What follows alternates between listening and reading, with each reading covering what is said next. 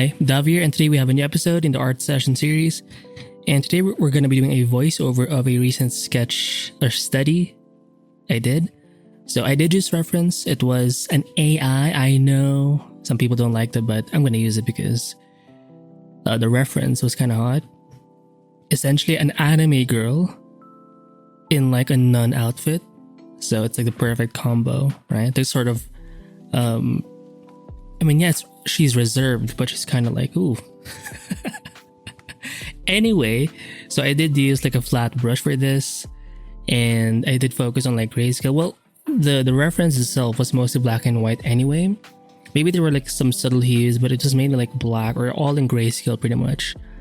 And I think in the beginning I tried to capture like the main silhouette. Well, eventually, sort of in the later parts, I did have to adjust like the thickness of the top part of the head because I think I overdid it, but it happens when you do this kind of thing when you paint or draw.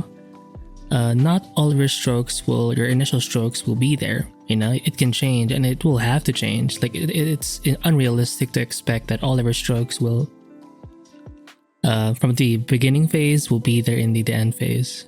It's okay to adjust. It's okay to, make changes. And what's cool is when doing this study, you kind of learn how to paint facial features. I mean, yeah, it's a stylized thing, but this can apply to like, people who have like actual real faces. Eventually, you have to find ways to simplify it. And I think what helps with this kind of painting approach is I just like to see the shapes, and that sort of helps me paint the thing I'm trying to paint, right? So, but aside from the shapes, it's also like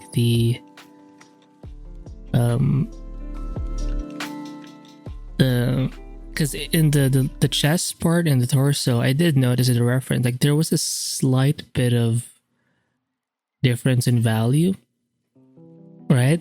But it's almost hard to see when you zoom out. But if you zoom in, you can actually see a bit of gray, and that gray reflects a bit of lighting coming from some kind of other source. It could be reflected lighting, whatever. But the point is that it's not just a full black.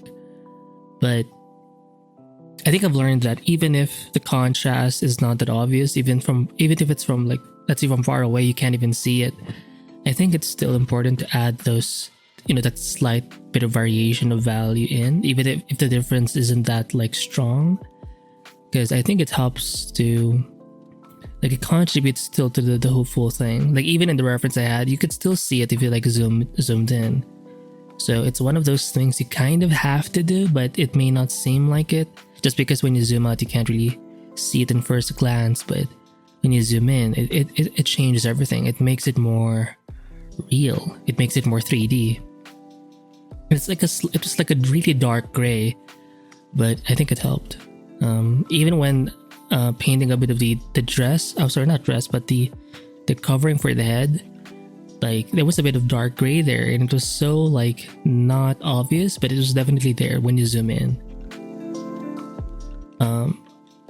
And by the way, when I sculpt like the edges, when I clean up the edges, I don't hit erase. I just hit the same brush. I mean, I know you could use like the transparent kind of tool, or change your brush into a transparent like mode, and that can kind of erase stuff. But to me, having to click a button, so lazy by the way, it just takes a lot of effort, and I'm not used to it. So what I do, especially if I have a simple background, I just select the white and I use that to paint over the edge to sculpt the silhouette. So yeah, aside from that, the contrast thing, or not having too much contrast, but still adding that slight bit of variation and that helping your image. I think the adding of the highlights, because I think she's wearing something like, it's almost like a latex, which is funny. She's a nun, but she's an anime nun, so it's a bit different. I do like it. It kind of reminds me of how Catwoman, she's like a is it Marvel or DC? Oh fuck, I think she's DC. The way she's like rendered or drawn in ink, even without the colors, the way the highlights kind of are done whenever her character is like shown, it's like, it's perfect. you know, like she is the perfect like latex covered person. Because you can see like all sorts of highlights all throughout her body. Because for Batman, I think he has like a cape, right? And sometimes he has like armored stuff in his like arms or something, like a not claws, but just like daggers, whatever. But I did enjoy it, adding those like bits of highlights. And I think in the last like few minutes of this thing, I was able to sort of do the face. I think for the bulk of this session, I was focused more on like the bigger picture, and then I spent the last few minutes adding the facial features. And I think I've been slowly but surely I'm able to not be so tight with the reference, meaning because I have this habit where I need to, like when I do studies, it has to be like the exact same thing. So it's not really like a study, it's more of a like I'm copying the thing almost. And that sort of frustrated me. I mean, yeah, I'm developing the skill. I do have the skill of like observational drawing, sure, where I can copy things 1:1.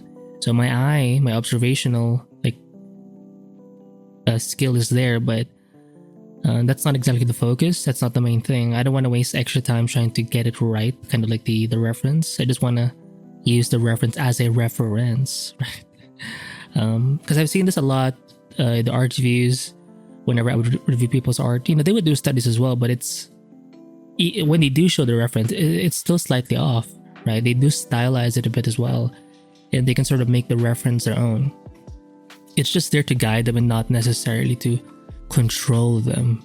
And I think that was my issue. So I think doing more of these, as much as I like doing the random doodles or from imagination types of like sketches, eventually I need to do more of these as well, where I do studies, not like copies, but studies, kind of like this. And I think I did enjoy it. And since I like anime, right, why not do painted anime stuff? Because there's like a mixture there. I like doing digital painting, like concept art kind of stuff, but I also like anime. But anime, whenever you think anime or manga or doujin, so it's mostly like line art, lots of drawing. But this, you're kind of doing both when you do this.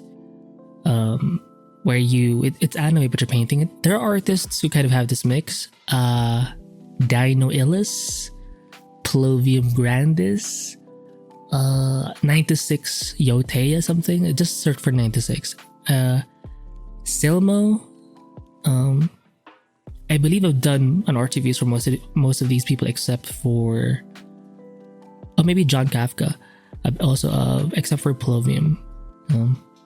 Yet one day. Yeah. Oh, I also recommend try using a flat brush, because I think it's, especially if it's set on like pen tilt, it just does something, right? Even if it's like one brush, but it's on pen tilt, I think it can add, and it does add, a sense of diversity in your work, just because the strokes seem to come from everywhere and anywhere, right?